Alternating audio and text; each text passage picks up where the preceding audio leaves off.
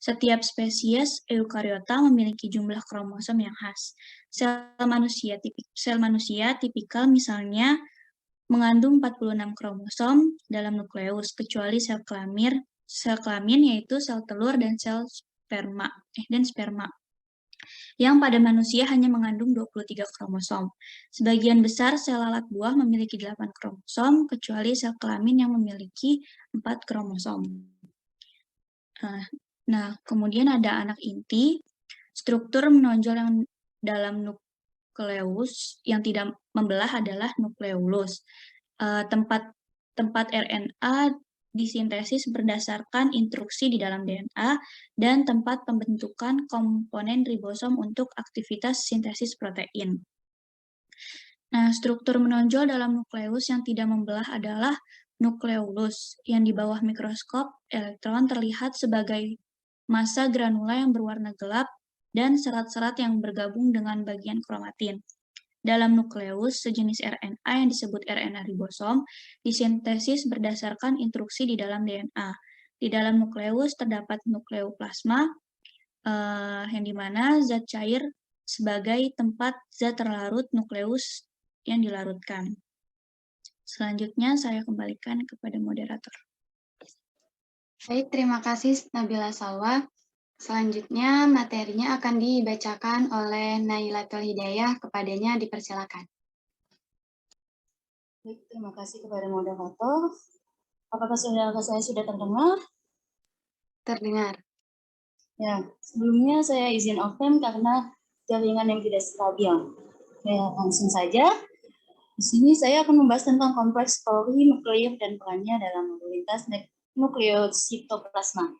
Nah, dalam sitoplasma ini terdapat selubung nukleus, yaitu penghalang antara nukleus dan sitoplasma. Dan pori-pori nukleus adalah pintu gerbang melintasi penghalang itu. Nah, selubung nukleus merupakan pusat aktivitas untuk pergerakan RNA dan protein di kedua arah antara nukleus dan sitoplasma. Nah, di sitoplasma ini juga terjadi replikasi dan transkripsi materi genetik di dalam nukleus, merupakan partisipasi sejumlah besar protein yang disintetis dalam sitoplasma dan diangkut melintasi selubung nukleus. Next.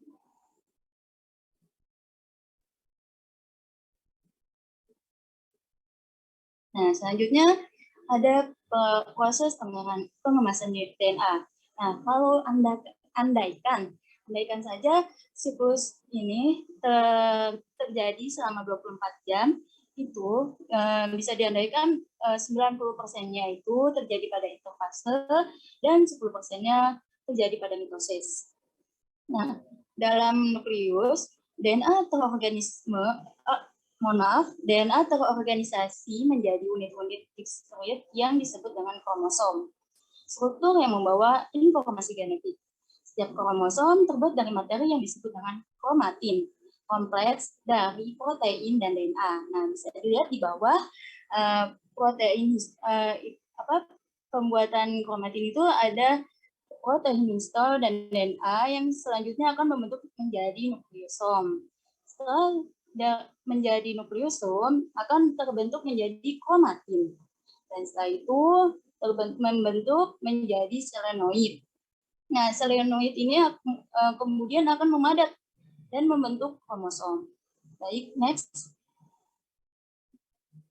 Nah, bahan-bahan yang digunakan dan fungsinya dalam pengemasan DNA yaitu pertama ada DNA rantai ganda.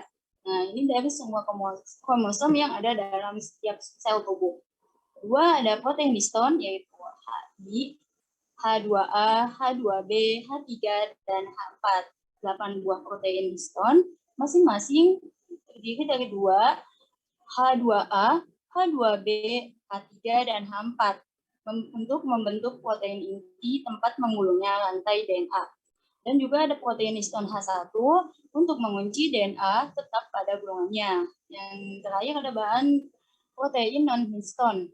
Nah, ini untuk menahan protein yang telah menggulung dan menjadikan lengkungan selenoid semakin padat sehingga kromosom terlihat jelas waktu metafase. Baik, materi selanjutnya saya serahkan kembali kepada moderator. Baik, terima kasih Naila. Selanjutnya akan disampaikan oleh Erliana, kepadanya dipersilakan. Baik, terima kasih kepada moderator. Untuk materi selanjutnya itu ada proses pengemasan. Nah, untuk tahap pertamanya ini yaitu pembentukan nukleosom, di mana rantai ganda dari DNA itu mengikat histon. Histon itu yang bulat-bulat yang warna pink. Itu ada 4 jenis protein histon yang membentuk protein inti dan 1 protein histon yang menjaga gulungan. Yang 1 protein ini akan nantinya terlibat dalam pengemasan di tahap yang lanjut, di tahap selanjutnya. Kemudian di yang kuning-kuning ini ada yang namanya ekor histon. Terus yang kemudian rantai DNA yang merupakan helix ganda itu kan yang berdiameter 2 nanometer menggulung histon. Nah, 2 kali gulungan di protein histon ini menjadi ukuran rantai menjadi lebih pendek dan gulungan tersebut berisi 146 basa nukleotida. Nah, terdapat ini kan udah jadi nih 1 nukleosom yang tadi tergolong rantai DNA, kemudian 2 nukleosom ini bergabung dengan rantai yang berwarna biru itu disebut dengan DNA penaut atau linker DNA yang menghubungkan 2 unit nukleosom. Oke, next. Nah, ini ada penjelasan lebih lanjut, yaitu yang tadi kromosom terdiri dari DNA dan protein terkait, bersama-sama disebut dengan kromatin. Pembungkusan DNA eukariotik yang teratur bergantung pada histon, kelompok protein kecil yang memiliki kandungan asam, amino, basa arginin, dan lisin yang sangat tinggi.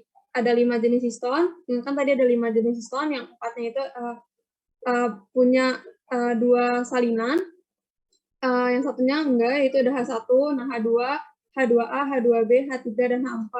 Yusuf Combrek mengusulkan bahwa DNA dan histon diatur menjadi subunit berulang yang disebut dengan nukleosom. Setiap nukleosom itu mengandung partikel inti nukleosom yang terdiri dari 146 pasangan basa DNA supercoil yang dibungkus hampir 2 kali di sekitar kompleks 8 molekul histon berbentuk cakram. Inti nukleosom dari setiap nukleosom terdiri dari 2 salinan, masing-masing histon 2, H2A, H2B, H3, dan H4 yang dirakit menjadi oktamer. 8 molekul histon itu yang membentuk nukleosom partikel ini, inti disusun menjadi 4 heterodimer, 2 dimer H2A, H2B, dan 2 dimer H3 dan H4. Next.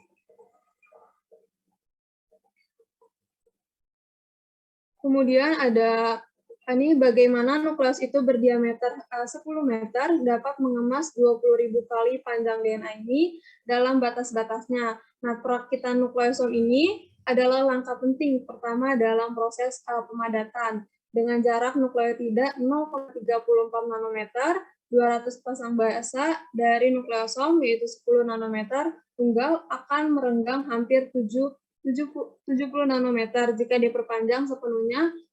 Akibatnya dikatakan bahwa rasio pengemasan DNA nukleosom adalah sekitar 7:1.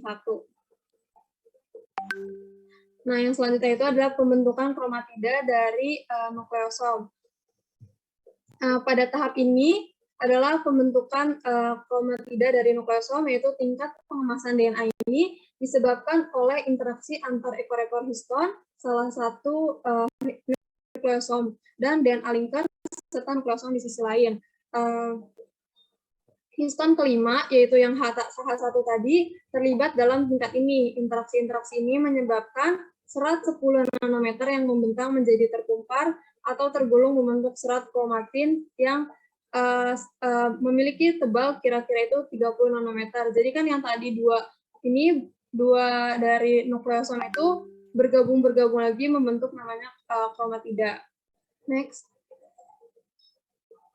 Nah, nukleosom ini berbaris untuk membentuk helix ganda dengan pasangan nukleosom berurutan. Dalam rantai ini digambarkan warna yang sama. Di sini ada warna ungu, warna oranye sama warna oranye, dan warna biru sama warna biru. Nah, itu ada 2 helix. Nah, dengan DNA penghubung membentang di tengah helix ganda. Jadi ada DNA penghubungnya yang warna hijau. Kemudian, skema struktur serat menunjukkan 12 nukleosom bernomor N1 sampai N12 yang bertumpuk menjadi pasangan. Pasangan ini kemudian mengasosiasi ujung ke ujung untuk membentuk 2 rantai helix. ganda, linker DNA ditampilkan warna hijau. Nah, yang DNA penghubung itu yang warna hijau tadi, namanya DNA linker. Next. Nah, benang kromatin ini membentuk gulungan melingkar disebut dengan solenoid. Jika benang kromosom diwarnai dengan warna gemsa, maka bagian nukleosom akan berwarna gelap. Ini disebut dengan heterokromatin, berisi gen-gen yang tidak aktif. Nah, bagian DNA lingkar ini akan berwarna terang disebut dengan eukromatin yang berisi gen-gen yang aktif. Kemudian, benang-benang kromatin dalam bentuk selenoid akan ditekuk hingga menjadi makin padat, lalu diikat dan dibungkus oleh protein kondensin, H1, protein non-histon, dan lain-lain, membentuk kromosom dalam bentuk kromatida bersaudara. Next.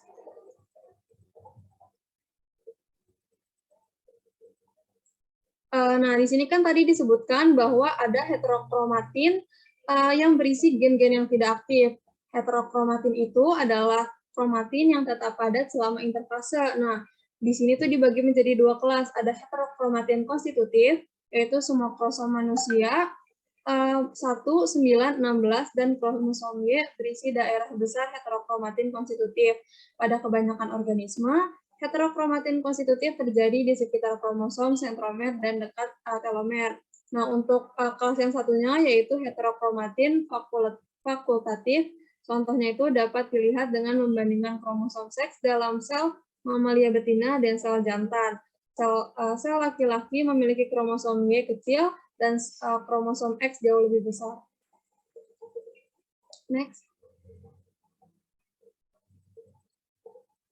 Selanjutnya ini ada gambaran keseluruhan dari proses pengemasan DNA, di mana yang awalnya tuh tadi ada pasangan DNA yang kemudian membentuk DNA yang double helix ini, kemudian double helix ini membentuk histon yang terdiri dari 5 jenis tadi, 4 jenisnya memiliki 2 salinan, 1 jenisnya yang akan digunakan dalam proses pengemasan DNA, itu selanjutnya histon dan DNA double helix itu membentuk yang namanya nukleosom. Nukleosom tersebut akan bergabung dengan linker DNA membentuk benang-benang kromatin. Benang-benang kromatin memadat, membentuk banyak gulungan disebut dengan selenoid, dan akhirnya benang-benang kromatin yang berbentuk selenoid itu akan ditekuk makin padat, membentuk kromosom yang terdiri dari kromatin bersaudara. Nah, setelah menjadi kromosom, selanjutnya kromosom itu baru bisa mengalami pembelahan dan melanjutkan proses mitosis.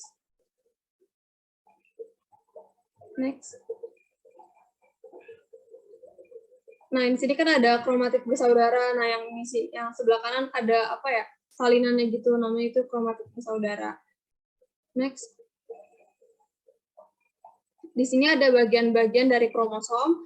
Nah, yang tengahnya itu, bagian yang mengerucut di tengahnya itu namanya sentromer. Sentromer itu adalah sebuah bagian pada untaian DNA yang bertanggung jawab atas pergerakan kromosom yang telah terreplikasi. Umumnya, setiap kromosom memiliki 1 buah sentromer. Sentromer mempunyai 2 fungsi utama, yaitu sebagai tempat melekatnya kromatid saudara dan sebagai tempat pelekatan benang spindel pada saat pembelahan sel.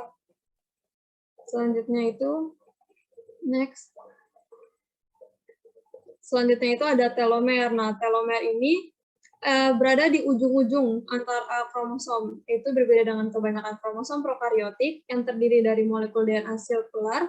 Setiap kromosom eukaryotik mengandung 1 molekul DNA kontinu. Ujung setiap molekul DNA terdiri dari rangkaian yang tidak biasa dari urutan berulang yang bersama dengan sekelompok protein khusus membentuk tutup di setiap ujung kromosom yang disebut dengan telomer. Oke, sekian. Saya kembalikan kepada moderator. Terima kasih. Baik, terima kasih kepada Erliana. Selanjutnya akan dibawakan oleh Nailatul Hidayah. Kepadanya dipersilakan.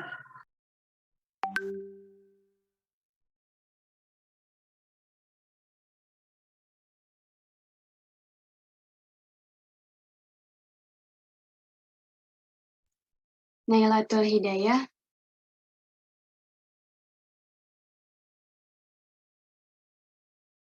Baik, mungkin karena jaringannya sedang tidak bagus, jadi saya akan menggantikan Nailatul Hidayah.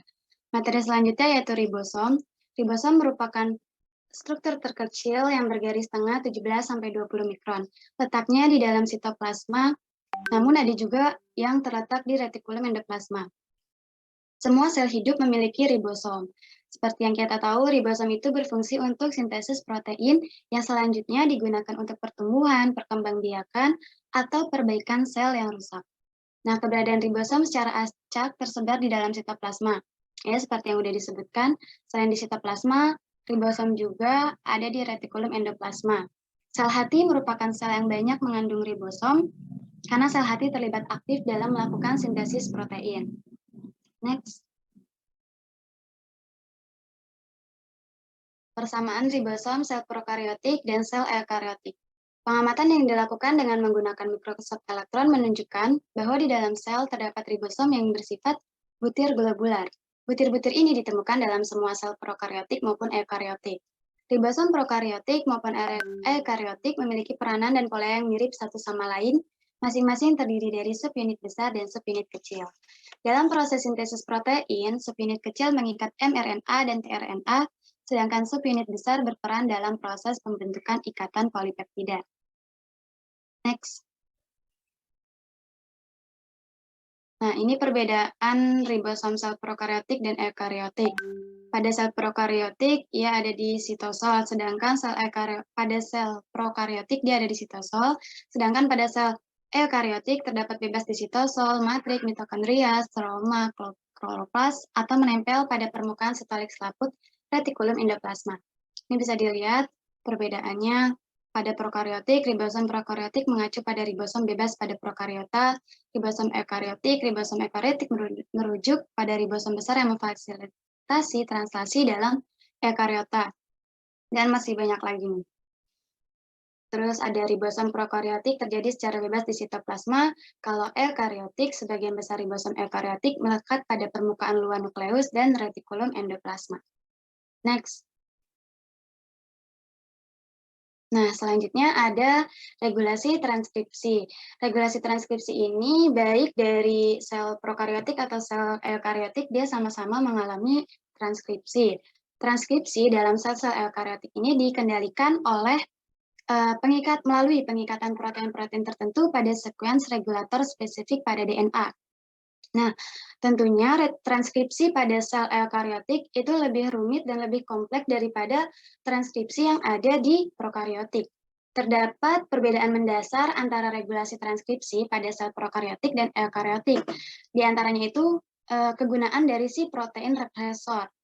Kalau dalam transkripsi sel eukariotik, protein represor ini dia akan meng-on-kan atau menyalakan suatu gen gitu. Jadi gen ini siap untuk ditranskripsikan. Sedangkan kalau dalam sel prokariotik, ketika ada protein represor yang tadinya nyala, dia akan mati gitu atau menghambat jalannya proses transkripsi. Next.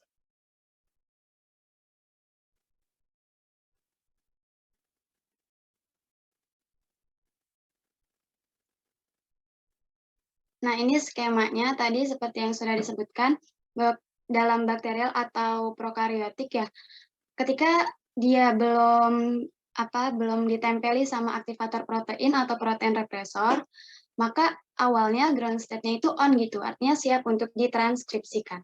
Sedangkan ketika aktivator proteinnya ini atau protein represor ini sudah masuk gitu ke RNA, sudah ketemu lah, dia jadi off, jadi nggak siap buat ditranskripsikan. Dengan kata lain, jadi si aktivator protein ini menghambat jalannya transkripsi pada sel prokariotik. Sedangkan terbalik kalau dalam sel eukariotik. Jadi dia awal-awalnya itu mati gitu, belum siap ditranskripsi. Tapi ketika ada aktivator protein yang menganalisis RNA polimerase, maka yang tadinya off, dia menjadi nyala dan siap untuk ditranskripsikan. Next. Oh, yang ini tadi sama saja, jadi dapat dikatakan bahwa pada sel-sel prokariotik, posisi dasar atau ground state-nya itu adalah on, artinya siap untuk ditranskripsikan. Namun, ketika ada protein represor yang menyatu dengan si RNA polimerase, maka akan terhambat. Sebaliknya, pada sel-sel eukariotik, posisi dasarnya itu adalah off, artinya tidak siap untuk ditranskripsikan. Justru dengan adanya bantuan protein regulator atau protein represor tadi, Dia dapat membantu menjalankan proses transkripsi pada sel eukariotik. Next. Nah, ini gambaran keseluruhan dari proses transkripsi, gambaran umumnya gitu. Jadi, seperti yang kita tahu ya, proses transkripsi itu kan pembentukan RNA dari DNA, di mana nanti DNA itu kan ada dua untai ganda, dua untai gitu. Salah satu untai DNA-nya itu dijadikan cetakan untuk membuat si RNA ini dalam proses transkripsi. Terus juga transkripsi itu merupakan proses pertama dalam sintesis protein yang nantinya akan dilanjut dengan proses translasi. Transkripsi pada sel eukariotik itu terjadi dalam nukleus. Next.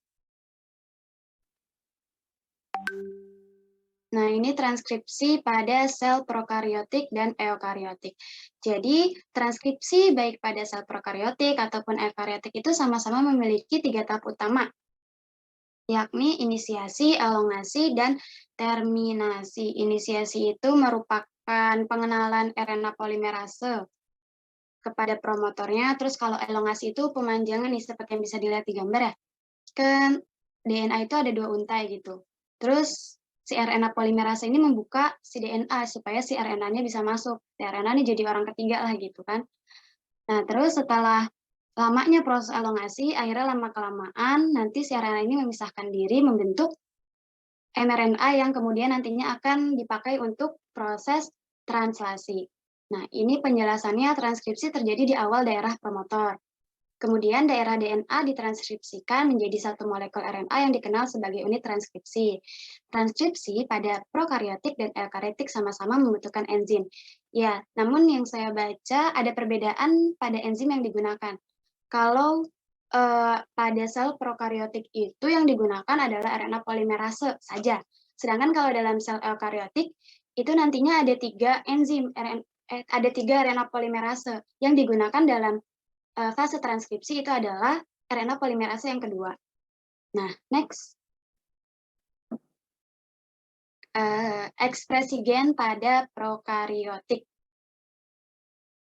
Regulasi ekspresi gen tentunya pada prokariotik itu lebih sederhana daripada sel eukariotik. Kenapa? Karena prokariotik ini kan belum memiliki membran ganda gitu. Terus juga terjadinya hanya dalam satu kompartemen yang sama, yakni sitoplasma. Kemudian tidak ada intron, artinya nanti ketika sudah si DNA itu sudah ditranskripsi gitu, udah nggak ada yang namanya fase pemotongan intron-intron. Kan yang nantinya dibawa buat translasi cuma eksonnya doang tuh. Jadi intronnya kalau dalam eukariotik kita harus dihilangin dulu. Tapi kalau dalam prokariotik dia udah nggak ada intron, artinya dia udah langsung bisa masuk ke proses selanjutnya. Kemudian, nah ini transkripsi dan translasi itu terjadi dalam satu kompartemen yang sama, yaitu sitoplasma. Pada organisme prokariotik, promotor ini bersifat polisistronik, artinya suatu promotor dapat menjadi regulator bagi beberapa gen atau disebut juga operon. Kalau dalam eukariotik, itu satu promotor hanya untuk satu regulator bagi satu gen atau ya. Seperti yang terlihat pada gambar, yang pertama itu RNA polimerase mengenali promotor, kemudian setelah DNA-nya itu sudah ditranskripsi menjadi RNA, ini nih mRNA, dia sudah tidak memiliki, dia memang tidak memiliki intron gitu. Jadi langsung membentuk mRNA jadi yang bisa langsung ditranslasikan ditranslasikan. Next. Oh, ini sepertinya sama saja gambarnya kayak yang tadi ya. RNA polimerase yang pertama mengenali protein, terus RNA polimerase ini membuka untaian si DNA, kemudian RNA-nya masuk, kemudian setelah melalui proses elongase, setelah sedemikian lama gitu, si RNA-nya memisahkan diri, copot, lepas dari DNA. Udah, next. Nah, materi yang ini akan disampaikan oleh Nailatul Hidayah. Apakah sudah masuk? Ya, sudah. Oh ya, kepada Naila dipersilakan. Baik, terima kasih kepada Dewi. Langsung saja saya akan menjelaskan tentang regulasi translasi. Nah, di sini terdapat protein di translasi. Ini mohon maaf.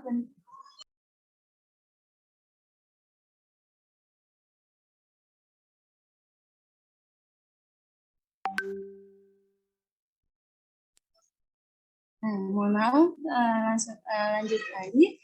Nah, di sini di regulasi translasi ini terdapat protein yang disintetis oleh ribosom di sitoplasma dalam suatu proses yang disebut dengan translasi. Sekuens protein yang disintesis ditentukan oleh informasi genetik yang terdapat di dalam molekul mRNA. Informasi genetik yang terdapat di dalam mRNA tersebut dinamakan kodon triplet karena tersusun oleh 3 buah nukleotida yang terletak bersisian. Kodon triplet dalam untaian mRNA dibaca dari ujung 5 aksen ke arah ujung 3 aksen, dan polimerase asam amino membentuk protein polipeptida berlangsung dari ujung N amino ke arah ujung C karbonil. Kodon triplet bersifat universal, artinya berlaku untuk semua sel, baik sel prokariota maupun eukariota. Tapi ada sedikit perbedaan pada kodon triplet untuk gen yang terdapat di dalam mitokondria. Next. Nah, seperti tadi, translasi ini terjadi sintetis polipeptida yang merupakan rantai asam amino yang saling berikatan dengan peptida. Nah, secara umum, proses translasi ini dapat dibagi dalam 3 tahap, yaitu inisiasi, elongasi, dan terminasi. Pada saat inisiasi, keempat komponen translasi yaitu ribosom, protein-protein faktor translasi, mRNA, dan aminoasil tRNA. Nah, bergabung untuk membentuk kompleks di posisi kodon pertama atau kodon start dalam untaian mRNA. Selanjutnya ada pada saat elongasi, yaitu selama pembentukan polipeptida, kompleks ini bergerak atau melakukan translokasi sepanjang untaian mRNA dengan arah 5 aksen sampai 3 aksen. Jadi kompleks translasi ini membaca mRNA dari arah ujung 5 aksen ke 3 aksen. Polipeptida baru terbentuk dari ujung N amino ke arah ujung C. Dan akhirnya pada terminasi translasi, kompleks ini akan terurai. Kedua subunit ribosom itu terdapat subunit besar dan subunit kecil yang terpisah dan siap untuk berpartisipasi pada proses translasi berikutnya. Next. Nah, sama seperti tadi, translasi itu sintesis polipeptida yang merupakan rantai asam amino saling berikatan dengan peptida. Terdapat 3 tahap, yaitu inisiasi, elongasi, dan terminasi. Pada inisiasi, seluruh kejadian yang terjadi sebelumnya terbentuknya ikatan peptida di antara 2 asam amino yang melibatkan berbagai komponen. Dan pada elongasi terdapat 3 tahap, yaitu masuknya tRNA asam amino hasil yang membawa, peristiwa dipindahkannya rantai polipeptida, dan perpindahannya ribosom sebanyak massa. Dan yang terakhir ada terminasi. Ini terjadi ketika ribosom akan menjumpai kodon stop atau termination stop melibatkan RF. RF di sini relation factor. Oke. Cukup di sini saya serahkan kembali kepada moderator. Baik, terima kasih Nailatul Hidayah. Selanjutnya kesimpulan dari makalah atau presentasi kami, yakni nukleus merupakan organ terbesar sel dengan ukuran diameter antara 10 sampai 20 nanometer. Nukleus memiliki bentuk bulat atau lonjong, hampir semua sel memiliki nukleus, karena nukleus ini berperan penting dalam aktivitas sel, terutama dalam melakukan sintesis protein. Komponen nukleus itu terdiri atas membran nukleus, matrik, dan anak inti. Ribosom merupakan struktur terkecil yang bergaris tengah 17-20 mikron, letaknya di dalam sitoplasma sehingga hanya bisa dilihat dengan bantuan mikroskop elektron. Terlepas dari perbedaan yang jelas dalam bentuk dan fungsinya, sel-sel yang membentuk organisme multiseluler mengandung satu set gen yang identik. Adapun genom prokariotik diatur dalam beberapa cara yang berbeda, tetapi genom DNA untai ganda melingkar adalah pengaturan yang umumnya. Proses pengawasan DNA yaitu dilakukan dengan membuat molekul DNA terkondensasi yang membentuk rangkaian melingkar seperti bola atau tasbih. Seperti replikasi dan transkripsi, ketika sebuah kromosom mengalami pemadatan selama profase mitosis, ia mengadopsi bentuk yang berbeda dan dapat diprediksi yang ditentukan terutama oleh panjang molekul DNA dalam kromosom itu dan posisi sentromernya. Next. Ini merupakan rujukan yang ini merupakan daftar pustaka yang kami jadikan rujukan dalam pembuatan makalah dan PPT. Selanjutnya, kami buka sesi tanya-jawab. Termin pertama, kami akan mengambil 3 orang tercepat. Silahkan. Oke. Baik, langsung saja. Pertanyaan pertama dari Maya Srinarti Siregar. Silahkan, Maya. Baik, terima kasih. Sebelumnya suara saya terdengar jelas belum? Iya, terdengar. Nah, pertanyaannya itu, apakah pada proses pembelahan nukleus ada pengaruh terhadap isi kandungan plasma nukleusnya? Terima kasih. Oke, sama-sama. Apakah pada proses pembelahan nukleus? Oke, ditampung dulu ya, Maya. Selanjutnya, silahkan. Siapa nih? Kansa Salma. Suara aku nggak kedengeran ya? Gimana ya? Nggak jelas, tapi suaranya Kansa. Ya udah dicat aja ya. Boleh.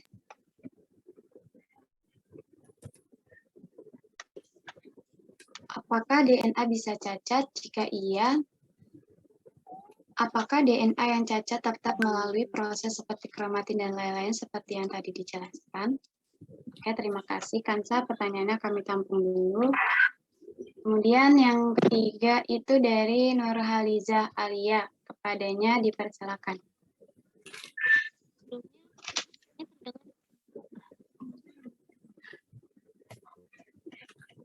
Terdengar nggak suaranya? Terdengar, tapi kecil. Mau dicat aja. Bisa.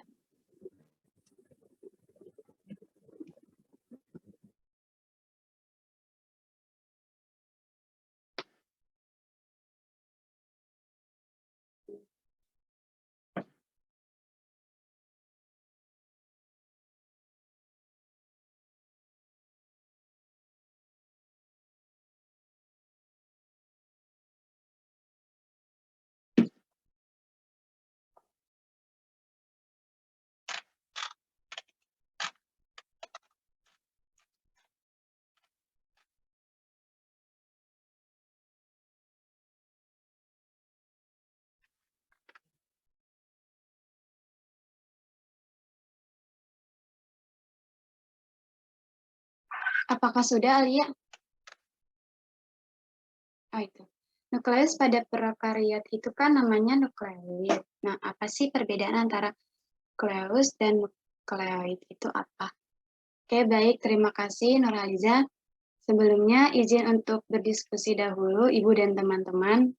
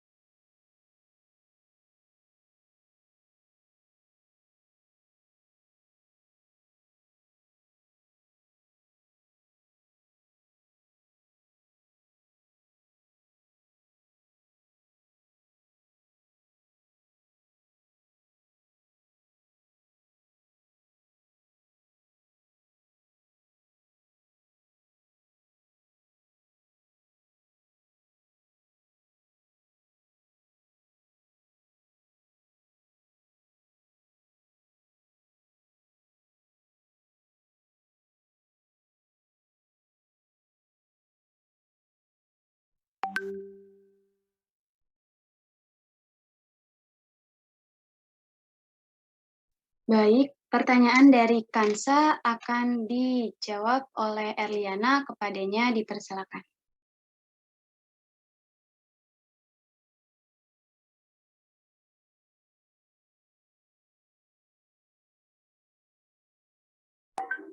Oke, baik. untuk menjawab pertanyaan Kansa. Sebentar.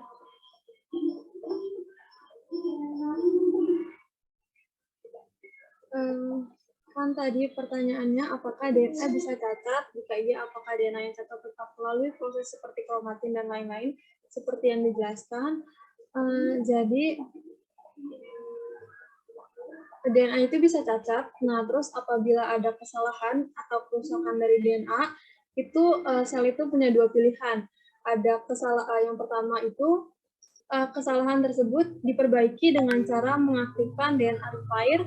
Namun apabila kesalahan yang ada sudah tidak mampu lagi ditanggulangi, sel itu bakalan memutuskan untuk beralih ke pilihan kedua. Nah, untuk pilihan keduanya itu apabila DNA tidak mampu diperbaiki lagi, akibat dari adanya kesalahan yang fatal, maka akan diapoptosis daripada hidup membawa pengaruh yang buruk. Istilah kata itu kayak dibuang gitu. Nah, terus bagi lingkungan sekelilingnya, kemudian sel dengan DNA yang normal akan meneruskan perjalanan untuk melengkapi siklus yang tersisa, yaitu sintesis G2 atau G2 dan mitosis. Kemudian untuk kerusakan DNA ini yang telah lama itu bakalan menyebabkan adanya kanker gitu. Kerusakan pada DNA ini salah satunya disebabkan karena adanya kesalahan dalam proses DNA repair. Nah, kesalahan pada DNA repair itu menyebabkan mutasi atau penyimpangan kromosom yang mempengaruhi onkogen dan gen supresor tumor. Sel-sel mengalami transformasi makrinan yang dihasilkan dalam pertumbuhan kanker. Pertumbuhan sel tumor ini yang tidak terkontrol terjadi ketika onkogen diaktifkan atau gen supresor tumor dinonaktifkan. Mungkin segitu. Saya kembalikan. Apakah udah menjawab pertanyaannya? Kalau misalkan DNA-nya itu cacat, nggak bisa melanjutkan ke tahap selanjutnya ya? Maaf, Kansa, suaranya kurang jelas. Kalau misalkan itu DNA-nya cacat, berarti udah nggak bisa ke tahap selanjutnya ya? Iya, betul. Itu tadi yang sudah dijelaskan ya. Siapa tadi Kansa yang bertanya? Iya, Ibu. Iya. Jadi pada tahap tadi ya, di slide yang kelompok 5 itu, di tahap kapan ada sintesis DNA sebelum terjadi pembelahan sel, itu di tahap interfase ya, di fase S ya. Nah, di fase S itu kalau misalnya DNA-nya ada mengalami kerusakan, maka tidak lanjut ke duplikasi, berhenti di situ. Sehingga tadi kemungkinan apakah dia akan melakukan DNA repair atau perbaikan DNA, kalau tidak bisa, dia lanjut mengalami proses apoptosis. Minggu lalu sudah Ibu singgung ya terkait apoptosis itu apa. Jadi kematian sel yang terprogram ya. Ini ada kaitannya nanti dengan fungsi dari mitokondria. Jadi kalau suatu sel sudah menunjukkan ada banyak kerusakan, maka dia akan memilih akan melakukan kematian yang terprogram ya. Akan memberikan sinyal kepada mitokondria untuk membebaskan. Di situ nanti ada ya di pas materi komunikasi sel ataupun nanti di materi mitokondria itu dibahas tentang apoptosis ya. Bagaimana suatu sel itu melakukan proses apoptosis ya atau kematian yang terprogram. Nah, salah satunya kenapa harus mengambil langkah kematian terprogram harus apoptosis ya. Karena tadi misalnya salah satunya tadi mengalami kerusakan DNA-nya gitu ya. Itu adalah langkah berikutnya sel akan memutuskan untuk melakukan apoptosis. Tapi kalau selama kerusakan DNA-nya itu tidak parah, maka ada proses tersendiri di dalam sel itu juga ya, yaitu melakukan proses perbaikan atau DNA repair tadi. Contoh-contoh yang masih memungkinkan tadi ya, misalnya contoh kerusakan pada DNA itu ada apa? Mutasi ya. Kan misalnya urutannya jadi tidak tidak berurut ya, seharusnya translokasi ya.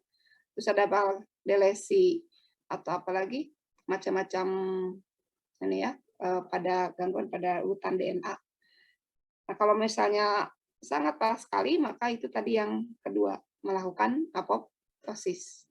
Ya, itu sudah yang disampaikan oleh Eliana, betul. Baik, Ibu, terima kasih atas penjelasannya. Erliana, makasih.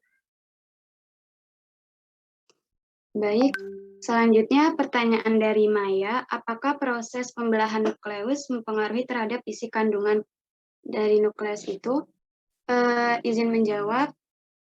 Jadi kalau sepemahaman aku ya, jadi nggak bakal nggak mempengaruhi si isi dari nukleus itu, karena kan dalam mitosis ada yang namanya fase telofase, yang dimana fase telofase ini ada yang namanya sitokinesis ya, artinya pembelahan sitoplasma. Jadi dalam si nukleus itu ada kromosom-kromosom di mana nanti ketika membelah itu artinya mereka ikut gitu di antara kedua itu kromosomnya, jadi nggak ada yang berkurang, tapi mereka akan membagi dua ke dua sisi pembelahan tadi si nukleus. Kayak gitu, Kak. Mungkin nanti ditambahin oleh ibunya. Ulangi tadi pertanyaannya, ulangi. Pertanyaan itu, apakah proses pembelahan nukleus mempengaruhi terhadap isi kandungan nukleus? Jadi sel anakan itu pada saat pembelahan harus memperoleh jumlah yang sama ya. Nah, kecuali pada proses oogenesis ya. Kalau oogenesis kan ada pembelahan yang tidak seimbang ya, ketika misalnya di meiosis pertama dan kedua itu meiosis pertama ya terutama menghasilkan sel yang ukurannya besar satu, yang kecil satu ya, sehingga akan yang satunya tidak berkembang ya, jadi hanya ovum satu saja yang berkembang. Nah, tapi pada umumnya gitu ya, ketika sel itu membelah, maka bagian dari sel yang anakan itu akan memperoleh jumlah yang sama. Bagaimana memastikan keduanya harus memiliki jumlah yang sama tadi pada saat interfase itu ya. Jadi di interfase itu kan di tahap G1 terjadi apa? Perbanyakan jumlah organel-organel ya.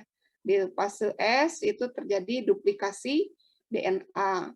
Kemudian di fase G2 itu terjadi juga lanjutan ya, perbanyakan dari jumlah organel. Sehingga nanti pada saat akan sel melakukan anafase atau dan telofase itu kedua sel anak memiliki DNA yang sama, kemudian jumlah organel juga yang sama, karena pada saat interfase itu dipastikan semua komponen sel itu untuk anakannya itu adalah jumlahnya sama persis seperti induknya ya. Tapi ini kecuali pada meiosis ya. Kalau meiosis kan nanti akan dihasilkan setengah dari jumlah kromosom induknya ya, untuk kromosom ya.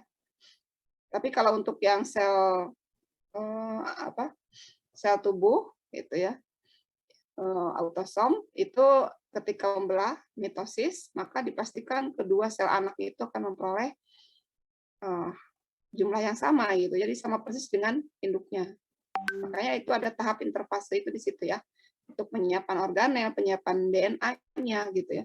Dipastikan bahwa nanti ketika setelah selesai pembelahan, kedua anak memiliki jumlah yang sama.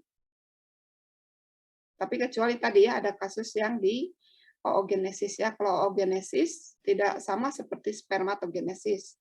Kalau oogenesis kan pada saat meiosis 1 dihasilkan jumlah pembelahan selnya itu tidak sama ukurannya, sehingga yang satu kecil, yang satu besar. Nah, yang satu yang besar itu bisa berkembang menjadi ovum, sedangkan yang tiganya polosit ya, atau degradasi nanti karena tidak memenuhi untuk menjadi keberlangsungan selnya gitu, tidak terpenuhi ya, sehingga degradasi. Ya itu. Baik, Ibu, terima kasih. Selanjutnya pertanyaan dari Nur Hariza akan dijawab oleh Salwa, kepadanya dipersilakan.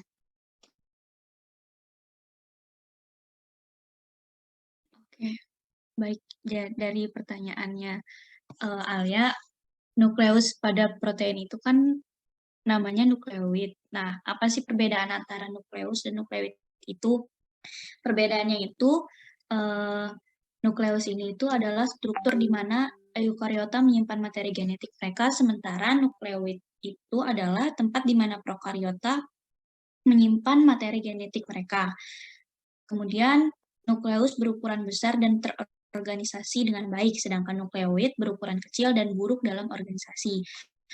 Nukleus dikelilingi oleh membran berlapis ganda yang disebut membran nuklir dan memisahkan dari organel selainnya. Membran tersebut tidak dapat ditemukan dalam nukleoid. Kemudian nukleus mengandung banyak kromosom, sementara nukleoid umumnya hanya memiliki satu molekul DNA melingkar. Dan nukleus dan nukleoplasma yang hadir di dalam nukleus, sedangkan mereka tidak hadir di nukleoid space. Kayak gitu. Terjawab nggak, Nurhaliza? Terjawab, terima kasih.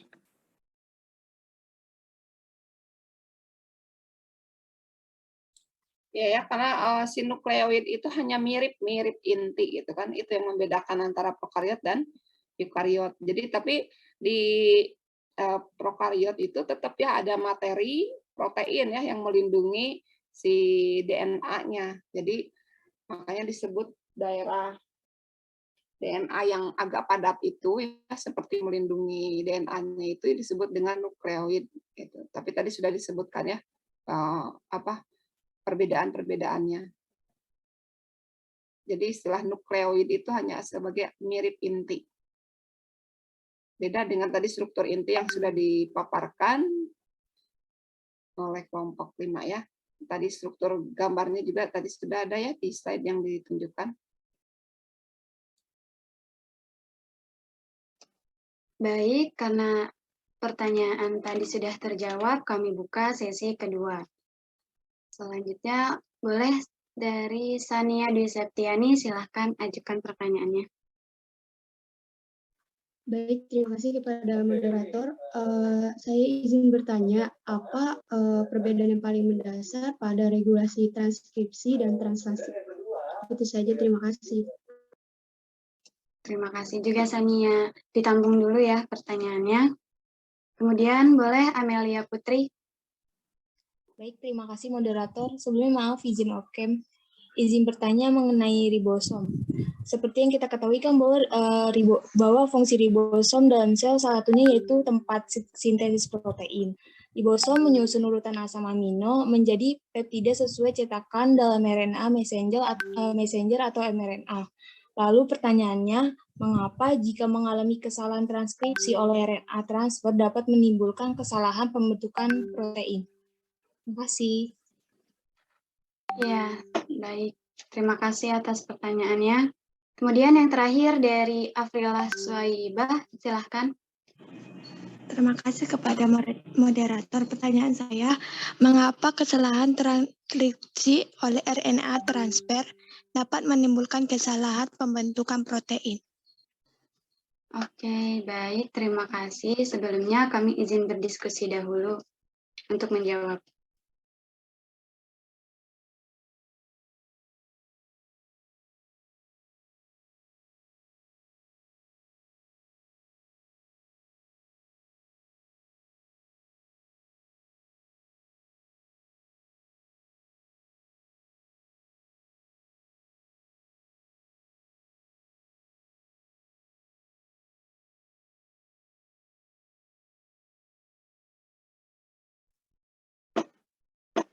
Baik, pertanyaan yang pertama itu dari Sania akan dijawab oleh Nailatul Hidayah.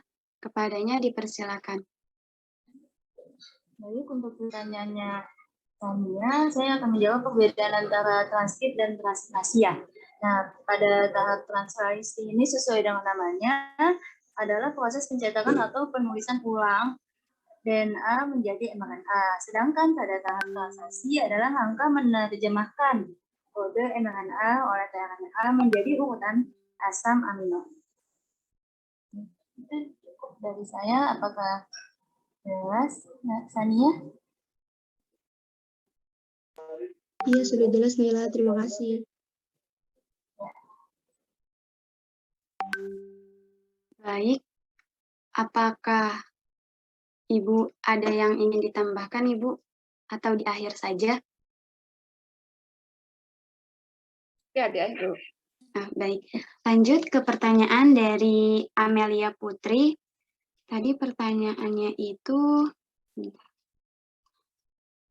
mengapa kesalahan transkripsi oleh RNA transfer itu dapat menimbulkan kesalahan pembentukan pembentukan protein gitu ya. Nah, jadi yang kelompok kami dapatkan jawabannya itu, sebentar.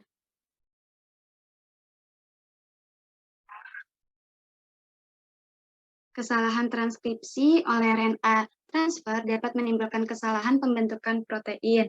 Karena kan transkripsi ini proses awal ya, nanti akan ditranslasi di mana translasi ini sintesis protein. Nah, terusnya selanjutnya sebab ada proses transkripsi, urutan kode genetik dari DNA itu dibawa oleh RNA transfer ke ribosom tempat terjadinya pembentukan asam amino. Terus ada yang termasuk codon stop yaitu UAA, UAG, dan UGA. Sedangkan codon startnya itu ada AUG. Nah, kesalahan dalam menerjemahkan kode-kode ini tuh dapat menyebabkan kelainan yang ditemui pada hemoglobin darah manusia contohnya, atau disebut dengan siklemia. Seperti itu. Apakah terjawab, Amelia? Sudah terjawab, Dewi. Makasih. Iya, selanjutnya pertanyaan dari Afrila. Tadi tuh kalau tidak salah sama pertanyaannya ya. Apakah kesalahan transkripsi akan mempengaruhi gitu pada pembentukan protein? Iya, mempengaruhi karena jika misalkan dalam proses awalnya aja sudah salah, maka nanti ketika ditranslasikan itu kodon-kodonnya itu akan nggak sesuai gitu sama komplement-komplementnya. Tadi seperti yang udah saya bacakan bahwa kesalahan menerjemahkan kodon, contohnya itu dapat menyebabkan kelainan pada hemoglobin darah manusia yang disebut dengan siklemia. Seperti itu, Afrila. Oke, makasih, Dewi. Iya, sama-sama. Apakah dari kelompok 5-nya sendiri ada yang ingin menambahkan? Baik, jika tidak ada, saya kembalikan lagi kepada Ibu Nengsi. Kepada Ibu, dipersilakan. Ya, terima kasih. Kelompok 5 ya sudah menyajikan materi terkait nukleus, ribosom, dan sintesis protein ya. Masih ada yang bingung dengan materi ini? Ibu, sejujurnya bingung dari proses translasi karena di bukunya tuh bahasanya sulit dimengerti, Bu. Ya, baik. Nanti Ibu tambahkan. Baik ya, Ibu set screen mungkin materi yang ringkasannya ya dari yang sudah dipaparkan kelompok 5.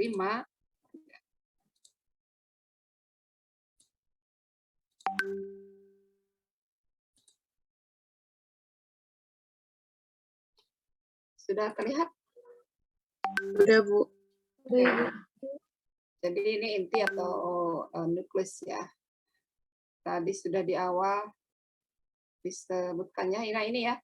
Jadi antara tadi kan di slide-nya kelompok 5 kan sudah dipaparkan nih bahwa si membran inti itu kontinu ya atau berhubungan langsung dengan si retikulum endoplasma ya, terutama endoplasma yang RE kasar ya. Kemudian tadi ini strukturnya kita lihat bersama nih ya. Jadi di dalamnya itu ada apa aja tadi sudah disebutkan, ada nukleolus ya atau anak inti. Kemudian ada kromatin, tadi sudah disebutkan, sudah dipaparkan juga bagaimana si DNA bergabung dengan protein histon membentuk nukleosom, kemudian nukleosom pemilin lagi membentuk kromatin. Kromatin nanti pada saat mau pembelahan sel bisa memadat lagi menjadi kromosom ya. Kemudian ada lamina. Ya, lamina itu apa tadi? Bagian dari struktur sitoskeleton ya, filamen intermediate. Jadi dia yang memberikan rangka gitu ya, memberikan bentuk pada si inti sel. Jadi inti sel itu pada umumnya berbentuk bulat ya. Kemudian disebutkan tadi sudah bahwa membran inti itu dua lapis. Ada lapis dalam, lapis luar ya. Dan nanti ini berhubungan kontinu dengan si RE kasar. Kemudian ada lagi struktur lainnya, yaitu dilengkapi dengan pori-pori ya. Jadi pori-pori pada nukleus itu, pada inti sel itu sangat penting. Kenapa?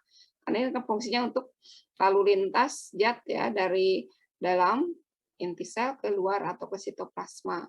Contohnya bisa keluar masuk enzim ya, misalnya tadi yang diproduksi oleh siapa? Misalnya badan Golgi ya didistribusikan bisa masuk ke sini ya, ataupun nanti ribosom kan disintesisnya atau dibentuknya di dalam nukleus ya, di dalam nukleolus nanti itu akan keluar melalui pori nuklear atau pori inti. Ini penemunya ya, pertama untuk nukleus itu adalah Robert Brown ya. Kemudian jumlahnya tadi disebutkannya jumlah inti sel itu tergantung aktivitasnya ya. Ini ada yang pada umumnya satu ya, satu sel itu satu inti sel. Tapi ada juga yang punya dua. Ini contohnya paramecium, ada dua inti sel. Kemudian ada juga yang banyak, contohnya sel otot lurik ataupun alga hijau. Ini biasanya banyak karena kenapa? Karena aktivitas selnya itu juga tinggi ya. Kemudian apakah bentuk nukleusnya selalu sama? Ternyata pada umumnya tidak beraturan ya. Tapi pada umumnya yang terlihat adalah bulat gitu ya. Tapi bisa jadi dia lonjong gitu ya, ataupun yang bentuk lain. Itu. Kemudian ini hubungan antara volume nukleus dengan volume sel ya. Jadi ukuran volume nukleus pada sel makhluk hidup itu tergantung pada volume selnya. Ya, jumlah DNA dan protein dan juga tingkat perkembangan metabolisme yang terdapat di dalam yang terjadi di dalam sel. Jadi diseimbangkan ya antara bentuk selnya dengan ukuran atau volume nukleusnya ya. Volume selnya itu dengan volume nukleus. Ini ada rumus indeks dari nukleoprotein dengan volume nukleus dan volume sel ya. Nah, ini jadi tadi apa saja yang ada di dalam inti sel atau nukleus, itu ada kromosom, kemudian ada bisa memiliki lebih dari satu nukleolus ya. Kemudian nukleoplasma atau plasma intinya, cairan di dalam inti sel, kemudian ada matriks inti. Nah, matriks inti ini adalah serabut-serabut protein ya yang berupa skelet atau rangka tadi ya yang disebut lamina. Nah, ini ya. Terus ada pori-pori ya. Nah, ini tadi pori-pori disebut kompleks pori. Ternyata bentuknya tidak seperti saluran biasa saja, tapi di sini ada disebutnya pori nukleus kompleks atau kompleks pori. Di sini ada bentuknya tuh ada 4 buah cincin ya yang dihubungkan seperti keranjang basket ya. Keranjang. Nah, di sini strukturnya seperti itu, jadi tidak berlubang begitu saja, tapi ada struktur kompleks nukleus, pori nukleus ya. Di sini seperti ini ada 4 buah cincin yang saling berhubungan ya, dihubungkan ini dari protein ya, tersusun dari protein. Nah, ini yang tadi lamina yang disebutkan, ini lamina ini ya menempel di seluruh membran intinya sebagai pemberi bentuk dari nukleus. Kemudian ini ada struktur ruang antar membran ya, karena kan ini ada double ya, membrannya double. Ada membran bagian luar dan membran dalam, jadi double. Sehingga ada lumen atau ada ruangan antar membran. Nah, ini tadi yang disebutkan bahwa membran inti itu kontinu dengan RE ya. Jadi ini bisa nyambung dengan RE kasar ya. Ini. Kenapa harus nyambungnya dengan RE kasar? Ini tentu saja dengan fungsinya ya. Kenapa strukturnya seperti ini? Karena fungsinya. Karena kan si inti sel itu aktif melakukan proses apa? Transkripsi ya, untuk proses sintesis protein, maka lanjutannya kan proses translasi. maka ini bisa langsung masuk ke dalam RE ya. Karena di RE kan sudah banyak siap ribosom untuk tempat translasi. Oke, itu ya. Jadi ini unit-unitnya ya, unit-unit yang menyusun porinukleus, ada subunit kolom, ada subunit anular ya, ini kolom yang sini, yang bagian luar, kemudian ada subunit anular, ada subunit lumenar, dan ada subunit ring. Ini ya. Jadi struktur dari porinukleus. Oke, terus ini ya. Jadi pada saat pembelahan sel, bagaimana yang terjadi pada membran inti? Kita ingat kan ada tahap interfase, kemudian masuk ke tahap profase ya, untuk tahap mitosisnya. Tahap mitosis itu diawali dengan profase, metafase, anafase, dan telofase. Nah, pada saat profase kan ada mulai menghilang ya. Membran inti mulai hancur. Kenapa hancur atau menghilang? Itu karena diawali dengan laminanya tadi. Lamin itu tadi ya terfosforilasi atau terfragmentasi. Sehingga kalau si lamin intinya terputus atau terlepas ya, terfosforilasi atau maksudnya terurai, maka si membran inti juga akan ikut terfragmentasi. Jadi ini terjadi fragmentasi membran. Sehingga pada tahap profase kan disebutkan di situ membran inti menghilang. Menghilang itu kenapa? Karena diawali dengan terjadinya terfosforilasinya lamina inti ya. Karena si lamina inti itu tadi rangkanya. Tapi nanti pada saat telofase ya, pada sel anak yang sudah ada terpisah dua kan telofase, nanti si masing-masing anaknya itu akan membentuk kembali membran inti. Nah, diawali dengan apa?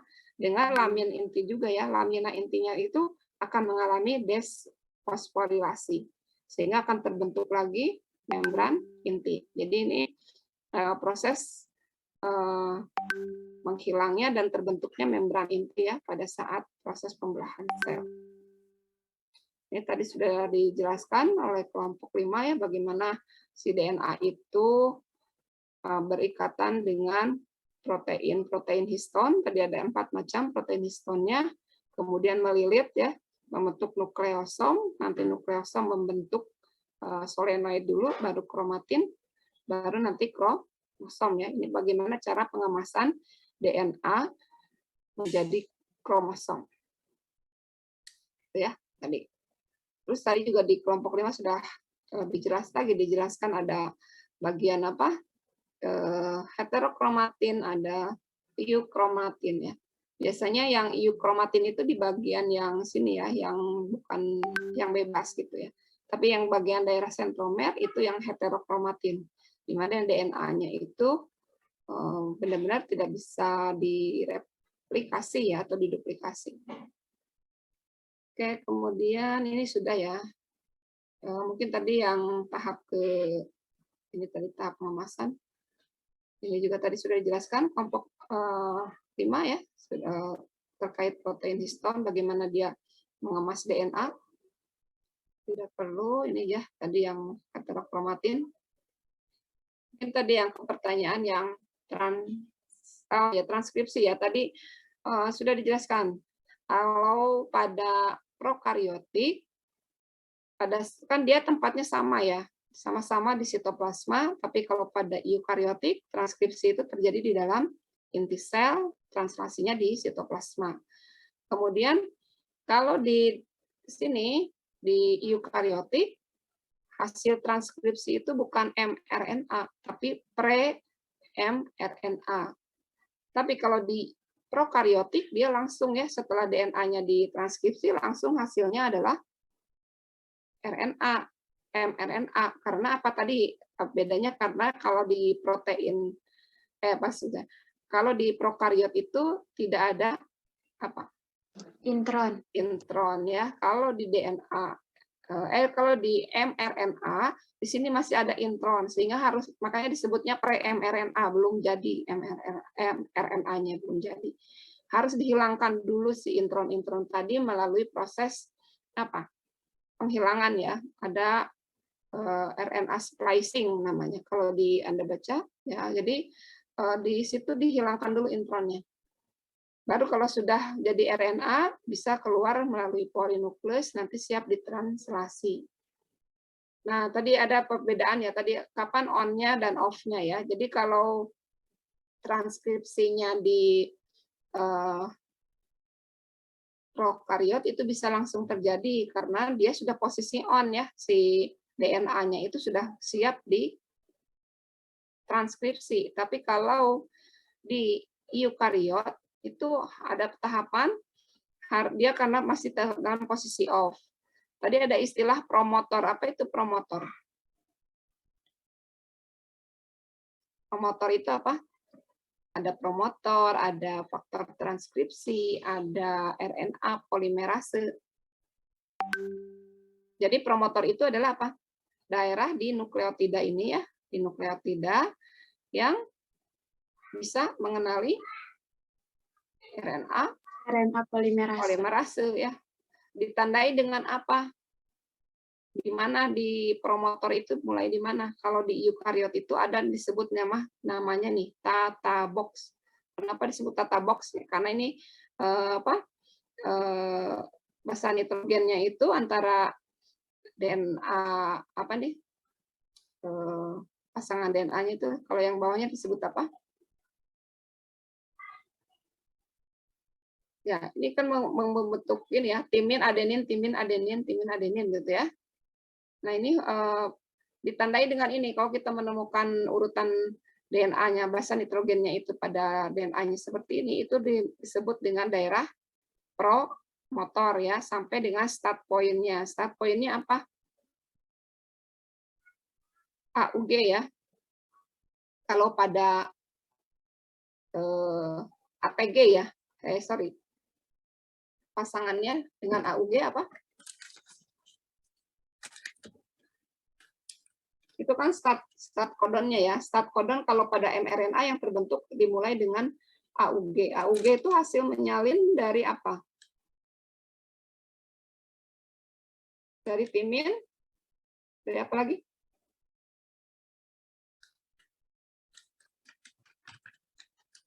Guanin, Bu. Guanin dengan siapa? C. Iya. Sitosin. Ya. Itu ya. Jadi mulai dari tata box itu ditandai sampai start point-nya ini disebut dengan daerah promotor. Nah, tadi karena pada eukariot ini pada statusnya off, maka harus ada apa dulu? Nah, si RNA polimerase juga tidak bisa langsung mengenali tata box-nya ya. Jadi harus ada protein lain, yaitu disebut dengan protein atau faktor transkripsi. Jadi kalau si faktor transkripsi ini sudah mengenali daerah promotor, maka dia akan mengarahkan si enzim RNA polimerase untuk menempel ya, atau ya berada di daerah promotor tadi. Sehingga RNA polimerase berfungsi untuk membukakan rantai DNA-nya ya, sehingga bagian sense itu akan, ini kan sense sama antisen ya kalau pada DNA, nanti kalau kalau RNA itu kan kodon dengan anti kodon ya. Nanti ini yang sense-nya akan disalin ya, akan diterjemahkan, akan ditranskripsi disalin oleh dengan bantuan RNA polimerase membentuk RNA pre-mRNA ya, pre-mRNA. M itu apa? Messenger ya, atau kadang di buku ada yang menyebutkan RNA duta gitu ya, atau mRNA messenger mRNA. Nah, ini proses transkripsi pada eukariot ya. Tapi kalau tadi si prokariot itu langsung aja begitu ada ini si DNA-nya itu langsung nggak ada lagi promotor, nggak ada tata box ya. Ini tata box ini hanya pada eukariot ya. Itu prosesnya seperti itu. Sehingga nanti diawali dengan harus ada faktor transkripsi. Kalau protein transkripsi ini tidak ada, maka si proses transkripsi tidak akan mungkin berlangsung ya. Jadi harus ada faktor transkripsi dulu, mengenali daerah promotor, sehingga nanti akan mengarahkan RNA polimerase ya nempel ya di daerah promotor sehingga bisa membukakan pita DNA sehingga proses transkripsi berlangsung. Ini proses inisiasinya ya, inisiasi dari transkripsi. Lanjutannya kan elongasi ya, terus memanjang, menyalin ya sepanjang sebelum ditemukannya stop kodonnya ya. Nanti kalau sudah ketemu stop kodonnya dia akan berhenti. Nah, nanti kalau sama ya, nanti jadi di sini inisiasi, kemudian terjadi elongasi, nanti terminasi itu kalau sudah ditemukan stop kodonnya ya. Misalnya berhenti, stop kodon itu ada 3, apa aja? Ini ya, UAA, UAG, sama UGA ya. Nah, kalau sudah salinan RNA-nya itu, mRNA-nya itu menyalin UAG, UAA, dan UGA, itu berarti berhenti ya, namanya terminasi. Tapi tidak berhenti begitu saja kalau pada eukariot. Nanti si pre-mRNA-nya itu ada penambahan ya di ujungnya itu dengan tahap apa yang disebut ada di halaman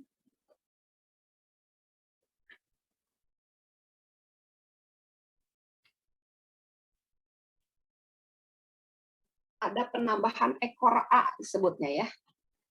Kenapa ada ekor A? Itu maksudnya ditambahkan poli A. Jadi A itu apa? Adenin ya. Jadi adenin gitu ya. Terus nanti di akhirnya setelah ada ketemu stop codon ya, ketika menyalin, nanti ditambahkan ujungnya itu dengan poli A. Maksudnya A adenin terus ya. Nah baru dia berhenti. Maka lepas dari nanti si DNA-nya kan kembali rapat lagi ya antara sen antisennya. Nanti si pre-mRNA akan lanjut ke tahap RNA splicing. Ini ada enggak ya? Oh, enggak ada. Nah seperti itu nanti dihilangkan intronnya. Setelah intron keluar hanya ekson saja baru itu bisa keluar ke ini ya ke sitoplasma. Ya, nanti di sitoplasma dia akan langsung ketemu dengan siapa? Dengan ribosom, unit kecil dan unit besar ya. Di sini nanti kita lihat di ribosomnya. Nah ini ya. Kemudian nanti translasi. Translasi kalau di prokariot kan langsung di tempat itu juga ya di sitoplasma. Tapi kalau ini kan dari keluar dulu. Bisa di sitoplasma bebas ya, di ribosom bebas, bisa juga di ribosom yang akhirnya nanti nempel ke RE kasar ya. Kemarin sudah dijelaskan bagaimana si RE kasar itu mencari ribosom yang aktif sedang translasi diarahkan untuk masuk atau menempel di RE kasar ya. Nah ini. Kemudian start codon itu selalu diawali dengan AUG ya. Ini AUG. Kemudian selalu jadi yang jenisnya apa? Yang ini kan akan dibawa oleh siapa? T ya, RNA-T. Nanti RNA-T itu yang menerjemahkan atau dia akan mencari asam amino apa yang ada di sitoplasma yang sesuai dengan urutan dari mRNA-nya. Itu selalu diawali dengan AUG ya. Kemudian nanti lanjut terus ya sampai ditemukan stop codon tadi. Kalau udah ketemu stop codon maka berhenti menyalin. Sehingga ini yang terbentuk jenis polipeptidanya apa ya itu untuk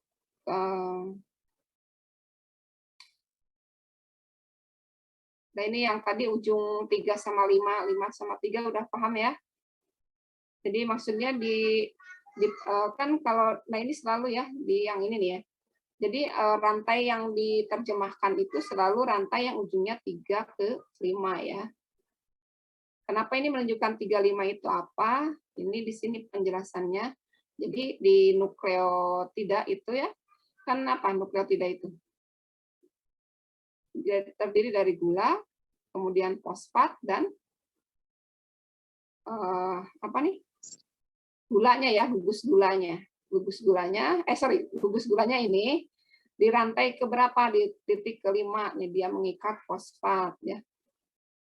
Jadi di sini ini adalah ujung ketiganya ya, terakhir di ujung ketiganya. Nah, ini menunjukkan arah kenapa disebutnya 5-3 ataupun 3-5 ya. Nah, tadi yang pertanyaan yang terakhir, gimana kalau ada kesalahan ya? Pasti nanti bentuk asam aminonya pun akan salah ya diterjemahkannya. Jadi diawali dari DNA-nya dulu ya. Tadi kan misalnya DNA-nya mengalami kerusakan atau mengalami mutasi. Mutasinya misalnya di sini kan normalnya itu GAG, tapi karena terjadi mutasi, ini kan pindah ya. Apa ini namanya? Kalau berpindah dari ini. Kan ada jenisnya, ada translokasi, delesi, ya. Misalnya ini terpindah ya, tertukar antara sen dan antisennya bertukar basa nitrogennya, sehingga harusnya GAG ini malah GTG ya, sehingga nanti proses transkripsinya pun akan salah, sehingga nanti hasilnya asam amino yang diterjemahkan juga salah, sehingga nanti menyebabkan kerusakan.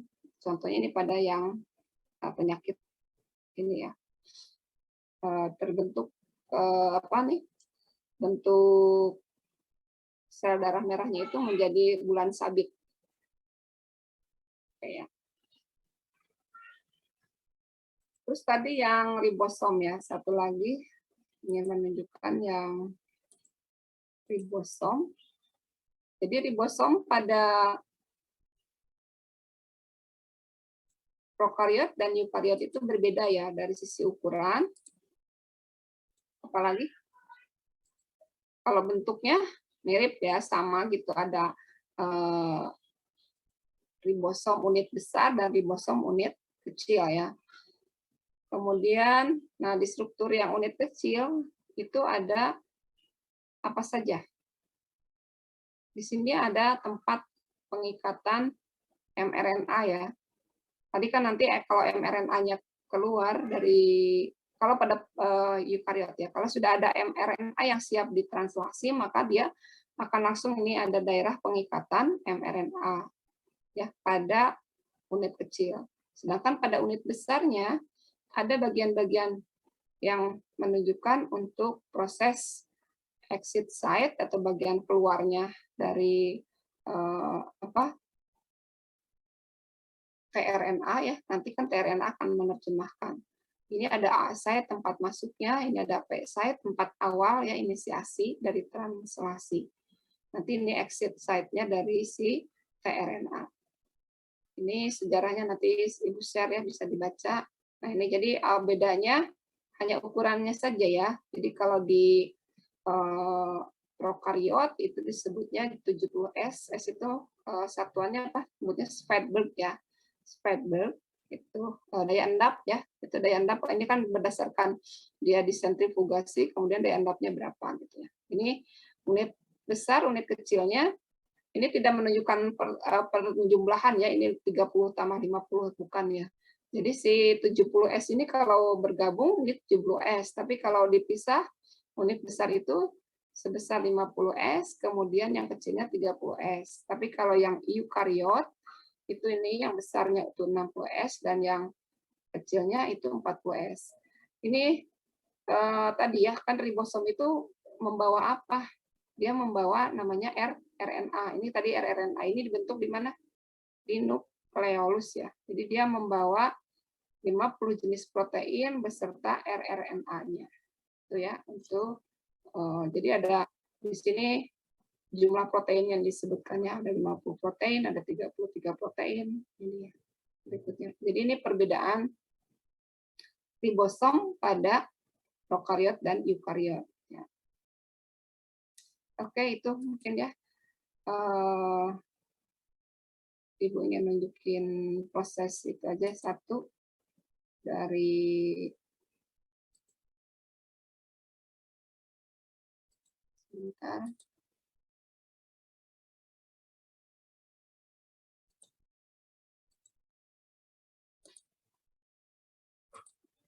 Ini ya, animasi dari proses sintesis protein. Here is a cell, the basic unit of all living tissue.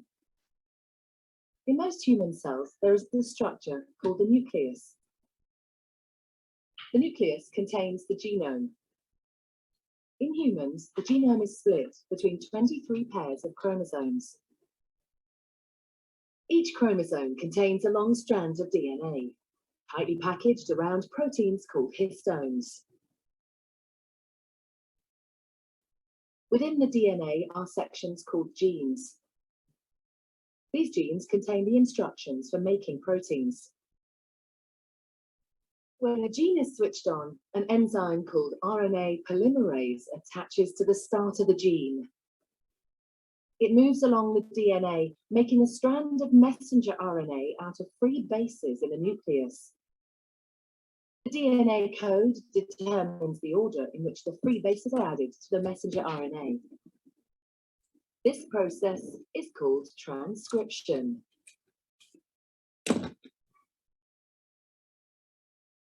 Before the messenger RNA can be used as a template for the production of proteins, it needs to be processed. This involves removing and adding sections of RNA. The messenger RNA then moves out of the nucleus into the cytoplasm. Oke, sebentar. Tadi ya di sini disebutkan Messenger RNA then moves out of the nucleus. Before the messenger RNA can be used as a template. Nah ya, ini ya tadi. Ini menunjukkan proses penghilangan intron ya. Jadi tadi sebelum mRNA itu bisa melanjutkan proses translasi tadi kan, ini kan masih namanya pre-mRNA, sehingga tadi bagian intron harus dihilangkan ya. Itu nama prosesnya sebagai RNA splicing ya. Ada enzim tertentu yang bisa memotong dan menyambungkan kembali rantai mRNA-nya ya di sini. Sehingga kalau sudah dihilangkan intron-intronnya, maka dia siap keluar ke sitoplasma. For the production of proteins, it needs to be processed. This involves removing and adding sections of RNA. The messenger RNA then moves out of the nucleus into the cytoplasm.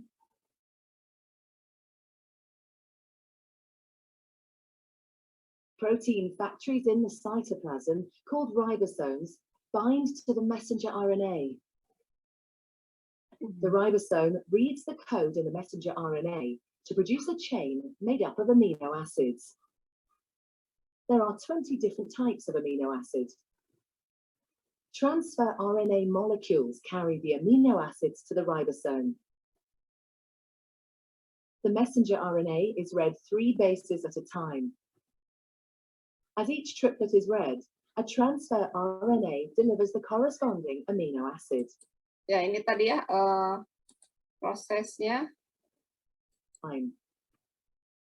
As each triplet is read. Jadi ada A site tadi ya, tempat masuknya si tRNA, kemudian ada bagian P site, kemudian nanti exit. Nah, ini tempat exitnya keluar si tRNA. Read. A transfer RNA delivers the corresponding amino acid. This is added to a growing chain of amino acids. Once the last amino acid has been added, the chain folds into a complex 3D shape to form the protein.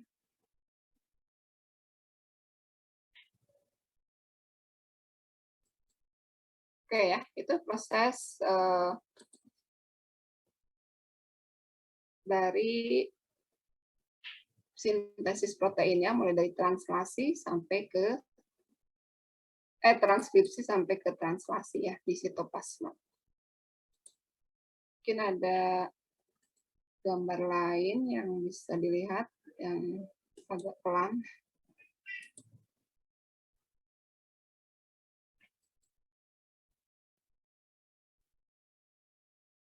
Satu lagi ya.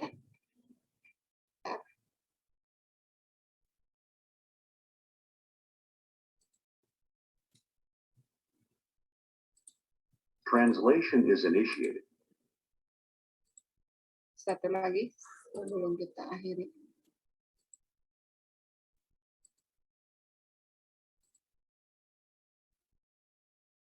By formation of an initiation complex, In prokaryotic cells, translation is initiated by formation of an initiation complex consisting of the 30S ribosomal subunit, formal methionine tRNA, and messenger RNA. The 50S ribosomal subunit then joins the complex. Proteins called initiation factors are also involved, but are not shown. The 70S.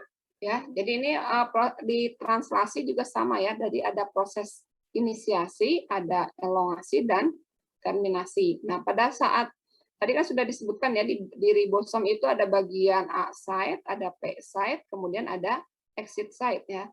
Nah, untuk tahap inisiasi selalu diawalinya di P site ya. Si RNA-nya itu pertama membawa metionin ya, karena kan menerjemahkan start kodonnya itu di AUG, maka pasangannya adalah UAC yaitu metionin. Nah, ini posisinya berada di P site ya. Ini untuk proses inisiasi ya, atau awalnya untuk inisiasi. Tapi nanti untuk tahap elongasi tRNA berikutnya ini akan masuk ke daerah yang H site, kemudian ini bergeser ke exit site, bergeser seperti yang tadi ya. S ribosome has two sites to which transfer RNA carrying amino acids can bind. One is called the peptidyl or P site, and the other is called the acceptor or A site. There is also a third site called the exit or E site, where transfer RNAs are released. The initiating transfer RNA carrying formal methionine binds to the P site. A transfer RNA that recognizes the next codon and carries the second amino acid then moves into the A site. The formal methionine carried by the transfer RNA in the P site is then joined to the amino acid carried by the transfer RNA that just entered the A site by a peptide bond. The ribosome now advances a distance of one codon, and the transfer RNA that carried the formal methionine is released at the E site. A transfer RNA carrying the next amino acid now moves into the A site, where the anticodon on the transfer RNA matches the codon on the messenger RNA. The ribosome shifts down by a distance of one codon. As the shift occurs, the two amino acids on the transfer RNA in the P site are transferred to the new amino acid, and the second transfer RNA is. Nah, ini karena dia sudah menemukan stop codonnya, jadi dia berhenti ya. Released from the E site. The ribosome continues to move along the messenger RNA, and new amino acids are added to the growing polypeptide chain. Elongation of the polypeptide is terminated when a stop codon moves into the A site. A stop codon does not specify an amino acid and does not have a corresponding transfer RNA. The ribosome dissociates into the 30S and 50S subunits, and the messenger RNA and protein are released. Oke, itu ya proses dari tahap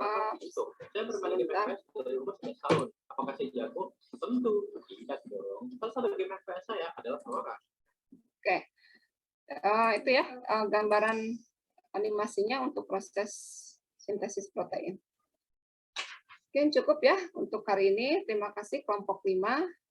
Terima kasih kepada yang sudah turut aktif berdiskusi dalam termin diskusinya.